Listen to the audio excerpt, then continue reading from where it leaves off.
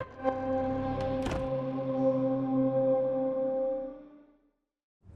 an age of lawlessness and despair, the empire of man lay in ruins, torn asunder by civil war, and racked by famine and plague.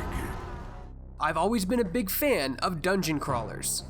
Path of Exile and of course Diablo 3 pretty much lead the charge when it comes to the genre in 2019. Entering the ring comes Warhammer Chaosbane.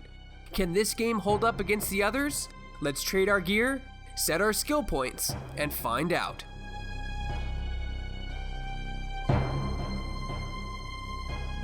There is sorcery in the air. I can feel it. I'd best get to the courtyard and see what's wrong. Warhammer Chaosbane takes place in the old world of Warhammer. Now, if you're not familiar with this world or the events that transpired, don't worry, I'll catch you up here. The current Warhammer universe is called Age of Sigmar. This is due to the fact that the Chaos Gods, who are basically massively evil deities, end up successfully killing off and destroying the Warhammer universe as we know it. In fact, you can play through the devastation through Fat Shark's Vermintide 1 and 2 if you want to see the destruction firsthand. However, Chaosbane takes place before the end times happen, during one of the first major Chaos invasions. You play as one of 4 unique classes: Soldier, Mage, Slayer, and Ranger. Each has their own unique backstory and motivations for joining this alliance against the Chaos Hordes. The game offers unique cutscenes for each character, giving a sense of individualism between all 4 of them. The core of the game's story takes place right after you've stopped a Chaos invasion. However, a dark demon sorceress invades your stronghold and puts your leader Magnus in a deep magic coma. Naturally, you end up setting off on a quest to find out who's responsible and to save Magnus yourself. The fate of the Empire lies in our hands. We must find this sorceress and end the curse before it's too late. The story is enjoyable, with dialogue having voice talent, and they all do a stellar job. The elves are snooty and stuck up. No doubt they have lost their way in the maze of tunnels. Blind, stumbling fools. The witch hunters express their distrustful nature. The gauntlet is not for the likes of you, elf. Only an iron will and a cold heart can resist its temptations. Let me deal with it. And dwarves are, well, dwarves. Not much point taking them if they're dead, is it? What does the cult want with a handful of prisoners, though? It ends up being a stellar adventure, giving you reasons and whys to conquer these demon lords and travel about the land. The gameplay in Chaosbane is a dungeon crawler spanfest. You're taken to 4 unique locations with multiple environments to quest through, and it's paced fairly well. The game is broken up into 4 core chapters, each chapter taking you to a new location and introducing new enemy types. Essentially, each chapter revolves around one of the gods of chaos. There's Nurgle, the god of rot and decay, Khorne, the god of blood and vengeance, Slaanesh, the god of desire and temptation, and finally, Tzeentch, the god of change and deception. You defeat these hordes of demons and cultists with one of 4 different classes, each with their own unique combat style, abilities, and special archetype. The Slayer excels on being up close and personal, dishing out large amounts of damage. The Ranger has druid-like nature spells and assassination-type abilities. The Soldier excels at protecting himself and others. And of course, the Mage, who can blast enemies away with powerful spells.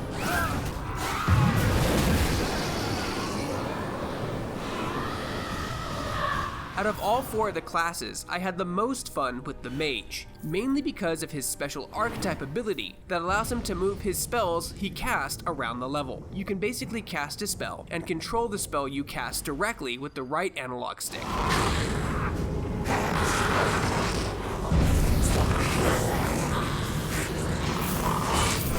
It's a pretty unique and fun gameplay element, one that makes you feel powerful, like you're really in control of these epic Warhammer magic abilities.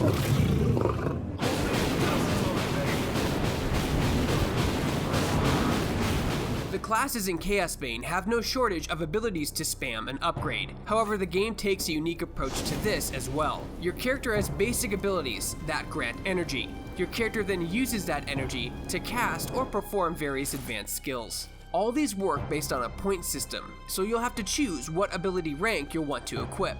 All core action skills have 3 ranks. Each upgrade costs more to equip in points. Some cost 0 or 1, but most of the advanced skills will cost you 5, 10, or 15 points. Each rank changes up the ability itself. Like for example, Etheric Vortex rank 2, cast a magical dome that slows enemies and their projectiles. Enemies within the dome take more damage, while rank 3 of the same spell still keeps slowing down enemies and their projectiles, but it trades out the plus 25% more damage taken in favor for a fire damage over time effect. Now some of these abilities are clearly better than others, but some will present you with the best option to play how you want to play. Combine this with multiple passive skills you can equip and god skills you can unlock during your playthrough, and you can shape and mold your character exactly how you want them. This is where the game really shines, is how it allows you to build a unique character that fits your playstyle you like to use. Look here, a gift of flesh from Almighty Korn. Kill the weak and save the rest for the fighting pits. Blood for the blood god! The story campaign will take you roughly 8 to 10 hours to complete on the normal difficulty. During your adventure, enemies will drop gold crowns and gem fragments, also just known as fragments. Both are used in the game in multiple ways. One way is to revive you if you should fall in battle, allowing you to respawn where you died after a few seconds, so you can get into a better position. If you don't have gold or fragments to do this, you have to start the level over from the beginning. The game isn't a pushover either. If you're not paying attention to enemies' attack animations, you will die.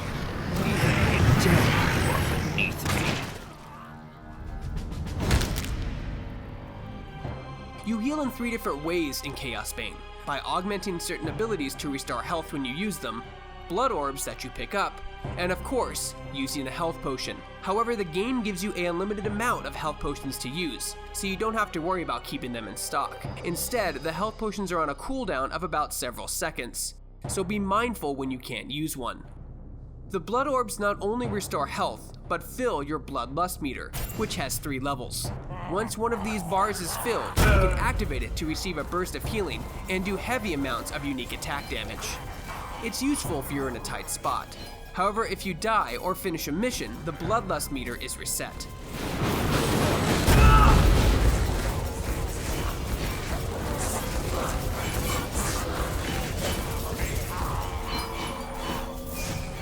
So what's there to do after you save the world?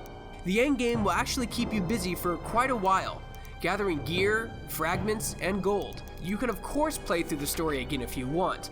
However, the game also gives you multiple variants of game modes to play, like a boss rush mode. The other few are invasions, which were not live at the time of this review, expeditions, which challenge you to clear an area you select of all enemies, and relic hunt, which adds heavy modifiers to areas and enemies with a plethora of rewards. You promised to aid us, Clemt. Do I need to refresh your memory?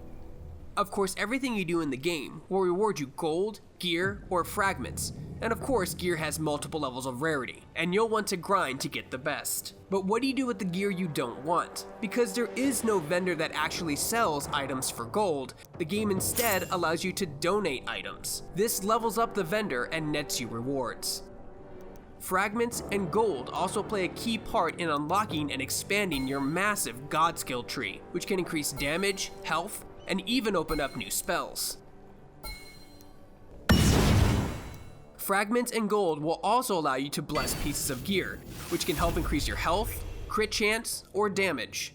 There's no shortage of challenge either. The game has multiple difficulty modes, and rewards are modified accordingly.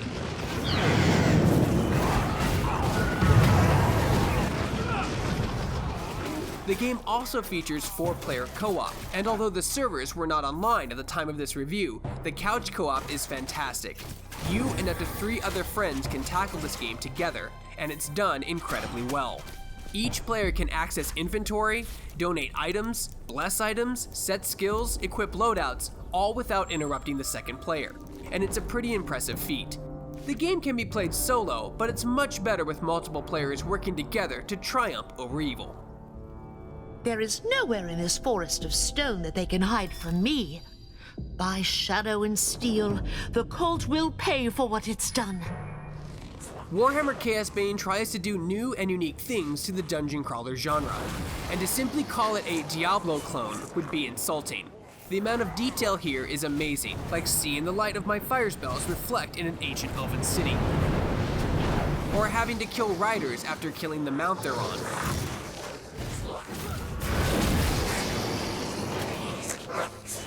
Speaking of amazing enemy models, if you're familiar with the Warhammer universe, you'll be in for a treat.